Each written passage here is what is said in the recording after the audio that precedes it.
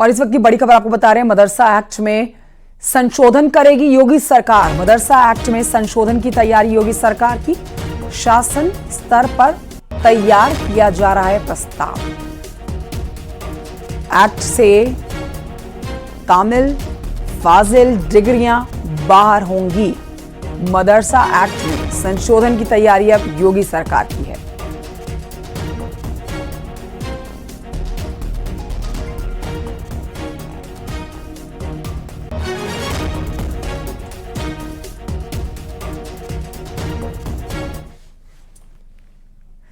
बढ़ते आगे, Unnao rape case पर आपको एक बड़ा अपडेट दे देते हैं। कुलदीप सेंगर को जमानत मिल गई है। कुलदीप सिंह सेंगर को अंतरिम जमानत दे दी गई है। मेडिकल आधार पर 2 हफ्ते की अंतरिम जमानत कुलदीप सिंह सेंगर को दी गई है। दिल्ली हाईकोर्ट ने 2 हफ्ते की अंतरिम जमानत दे दी है कुलदीप सिंह सेंगर को। तो ये उन्नाव रेप कांड, जिसके बाद कुलदीप सिंह सेंगर की मुश्किलें बढ़ी और लंबे समय से देखिए इस समय जेल में मौजूद हैं, लेकिन अब जाके लंबी जद्दोजहद के बाद मेडिकल आधार पर इनको जमानत मिल गई है।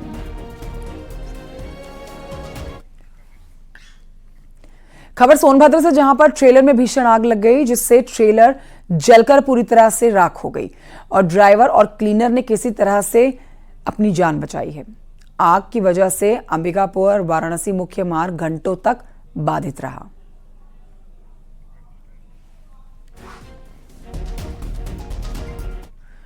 उधर औरैया में तहसील परिसर में जमकर लात घूसे चले हैं। पुलिस कस्टडी में मारपीट हुई है। जमीन विवाद में लाए गए आरोपी आपस में भिड़ गए हैं। पुलिस के सामने ही एसडीएम कार्यालय परिसर में ये मारपीट की गई है, जिसका ये वीडियो भी आप देख सकते हैं। अंदर लगे सीसीटीवी के अंदर ये वीडियो रिकॉर्ड हुआ। बात छोटी सी थी, लेकिन ये मामला मारकुटाई तक पहुंच गया। 2 पक्षों में दीवार उठाने को लेकर के कहासुनी हुई और वाद विवाद हुआ। इस सूचना पे तत्काल पुलिस थाना छलदा की पुलिस मौके पे पहुंच गई। दोनों पक्ष, जिसमें एक पक्ष विनीत कुमार पुत्र चंद्रभान और द्वितीय पक्ष से दुर्वासा उर्फ हिरेश प्रताप सन ऑफ सुखबीर को थाने पर लेकर के हिरासत में लेकर के इसे माननीय उप जिलाधिकारी महोदय के न्यायालय में शांति भंग में चालान किया गया। बरेली में पीडब्ल्यूडी के 3 अधिकारियों को बर्खास्त कर दिया गया है। आरोप है कि तीनों अधिकारियों ने फर्जी तरीके से नौकरी हासिल की थी। पीडब्ल्यूडी विभाग में श्वेता जौहरी, समीक्षा सिंह और अंबर सक्सेना नाम के 3 लोगों पर तथ्यों को छुपाकर नौकरी हथियाने का आरोप है। श्वेता जौहरी ने अब तक करीब 25 साल, समीक्षा सिंह ने करीब 19 साल और अंबर सक्सेना ने करीब 13 साल तक पीडब्ल्यूडी विभाग में नौकरी की है। पीडब्ल्यूडी महकमा अब तीनों के खिलाफ वेतन के साथ साथ सारी सरकारी सुविधाओं की रिकवरी के साथ ही मुकदमा दर्ज करने की तैयारी भी कर रहा है।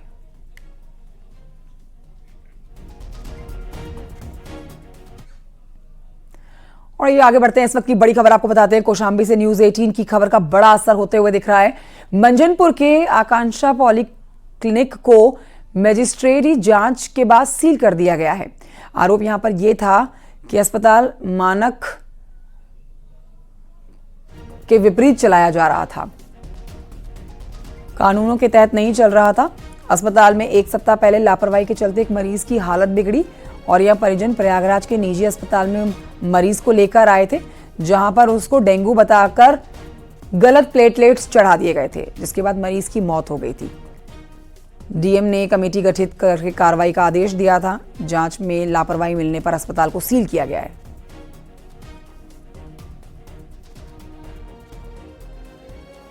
उनसे उनकी बगैर अनुमति के कोई दूसरा बीएमएस डॉक्टर था जिसने प्लेटलेट चढ़ाए थे।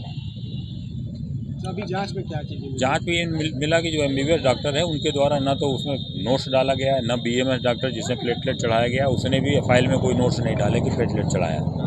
विभाग अब क्या कार्रवाई करने जा रहा है? अभी तो सीलिंग की कार्रवाई किया गया है आज, और अगर वो शिकायत करता जिसके चढ़ाया गया है, वो अगर कोई एप्लीकेशन देता है तो उसके खिलाफ जो भी जाँच में निकलेगा। खबर फिरोजाबाद से, जहां पर मोबाइल शोरूम में सेल्समैन और कस्टमर के बीच में मारपीट हो गई और ये मामला सुहाग नगर इलाके का है, जिसकी तस्वीरें भी आप देख रहे हैं। मोबाइल के रेट को लेकर कहासुनी हुई, मारपीट में कहासुनी बदल गई। तस्वीरें शोरूम के अंदर लगे हुए सीसीटीवी में रिकॉर्ड हो गई हैं। वायरल वीडियो के आधार पर पुलिस मामले की जांच कर रही है।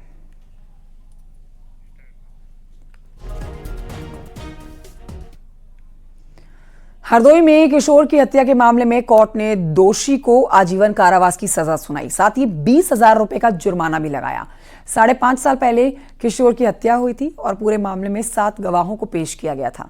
दोनों पक्षों की तर्कों को सुनने के बाद और सबूतों के आधार पर अपर जिला जज ने दिलीप को हत्या का दोषी करार दिया और आजीवन कारावास की सजा सुनाई।